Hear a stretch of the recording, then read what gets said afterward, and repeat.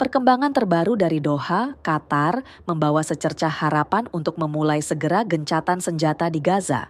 Menteri Luar Negeri Israel, Gideon Sa'ar, mengumumkan pada hari Senin bahwa telah terjadi kemajuan dalam negosiasi antara Israel dan Hamas. Seorang pejabat Israel mengungkapkan bahwa kesepakatan 3 tahap telah dicapai di antara pihak-pihak yang terlibat dalam pembicaraan gencatan senjata. Namun, semuanya masih menunggu respons resmi dari Hamas. Dari pihak Hamas, seorang pejabat menyebutkan bahwa kesepakatan sudah sangat dekat, meskipun masih ada beberapa poin krusial yang menjadi hambatan. Salah satunya adalah tuntutan Hamas agar Israel menarik diri dari koridor Philadelphia di perbatasan Mesir-Gaza, serta komitmen pada gencatan senjata permanen. Keduanya juga memperdebatkan rencana zona penyangga di Gaza. Hamas mengusulkan jarak 300 hingga 500 meter dari garis perbatasan, sedangkan Israel menginginkan hingga 2.000 meter. Pemimpin oposisi Israel, Benjamin Gantz, menyatakan dukungannya terhadap kesepakatan ini, menyebutnya sebagai langkah strategis yang bernilai tinggi. Namun, tidak semua pihak di Israel setuju. Menteri Keuangan sayap kanan, Bezalel Smotrich, menyebut gencatan senjata ini sebagai bencana bagi keamanan nasional. The first phase would last roughly 6 weeks, and during that time, Hamas would release some of the 100 hostages it's holding in Gaza.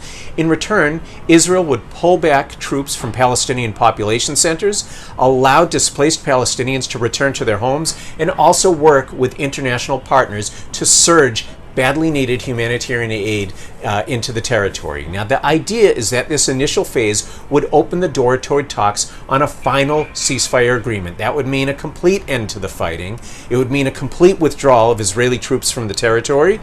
And it would also mean the final return of all remaining hostages, both alive and dead. Di tengah konflik, semakin banyak tentara Israel yang bersuara. Grup bernama Soldiers for the Hostages terus menggalang dukungan, mengadakan acara di Tel Aviv. Mereka menyebut konflik di Gaza ini melampaui batas etika dan menolak bertugas lebih lanjut. Hingga saat ini, sekitar 200 tentara Israel telah menandatangani surat penolakan jika pemerintah tidak segera mengamankan gencatan senjata. Meski ada sinyal positif dari negosiasi, serangan militer di Gaza terus berlanjut.